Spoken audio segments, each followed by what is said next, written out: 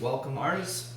We're going to be creating a monochromatic painting today. You're going to create a melting object. So the first thing that you're going to want to do is pick out some kind of object from around your house that you can draw, and use this LaCroix can.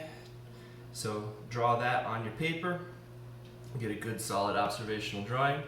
Take these notes right here at the top. Monochromatic melting object.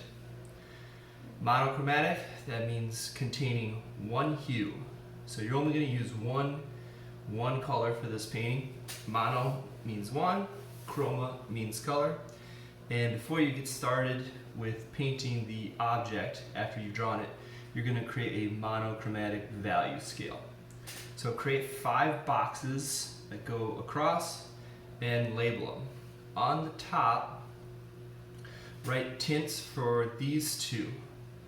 The first two here. In the middle, write true hue, and then write shade for the 4th and the 5th value. So this kind of goes back to that value scale we used when we did our still lifes, creating highlights, midtones, and shadows.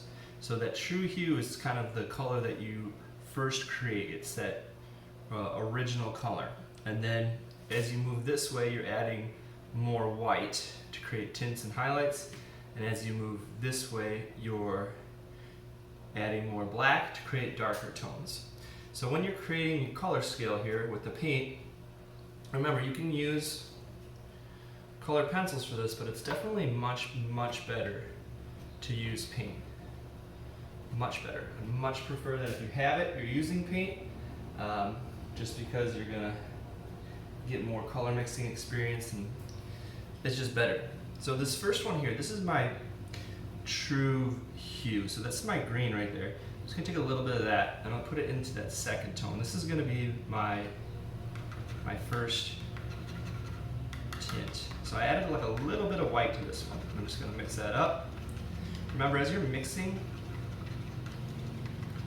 you could be adding a little bit of water as you go, or I like to get the paint to be kind of the consistency of like soft serve ice cream. And you're just kind of adding color until you get it to the tone that you want. So I want a little bit more green in there.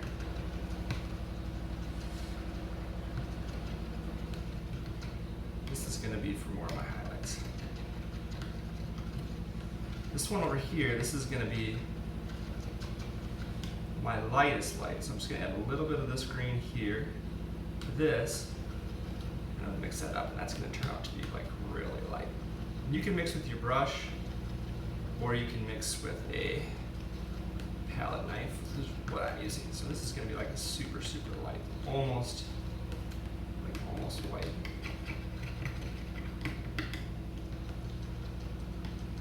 Set it up.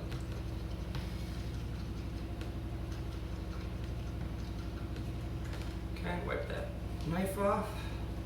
And then for the darker, remember that a little bit of black really goes a long way. So it's going to go dark pretty fast.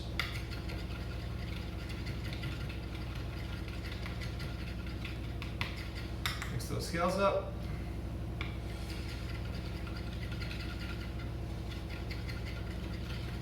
I want to add a lot more green to that, and then that one's going to be really dark right there, so add a little bit more green to that. So that would be my 5th value, and I'm going to skip ahead here for the sake of time, and I'm going to start painting my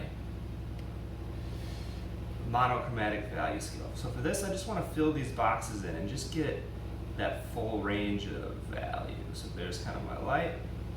Keep that brush, a little bit of water in that brush, that paint flowing smooth. And when you're painting, kind of just angle that brush and just drag that edge so it's really hitting that angle. Remember, if you're using paint,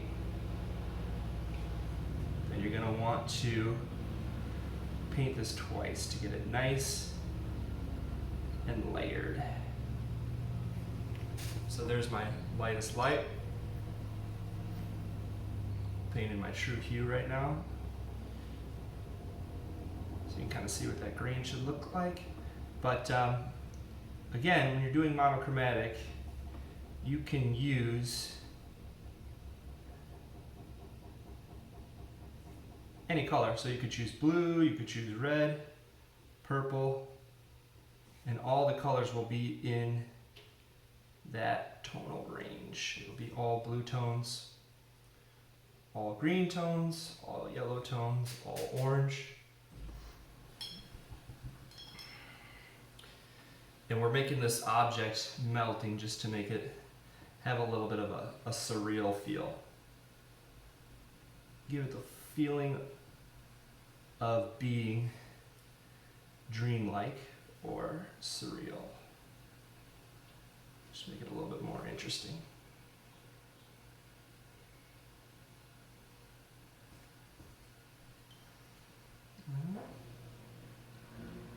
And then I'm just going to do a little bit of this, this dark here. You can see all those values should just kind of lead into each other.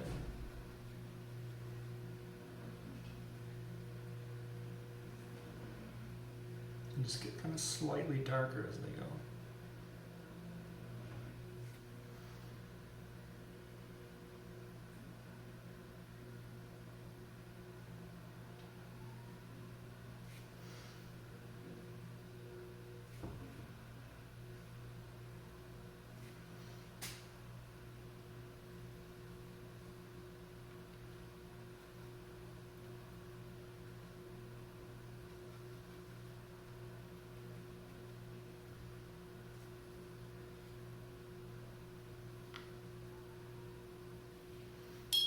That went a little dark, so I'm going to add a little more green to it.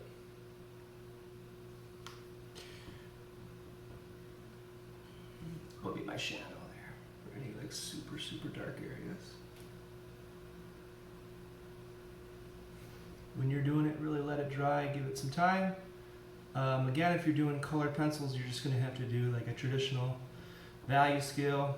You can maybe layer with some white or bringing in some black too, to kind of overlap them. And if you're using watercolor, you're going to want to use more water for lighter tones, and then add a little bit of white maybe, or even add a little bit of black for your shades. Okay, so 1, 2, 3, 4, 5 values of the same hue. That's your goal.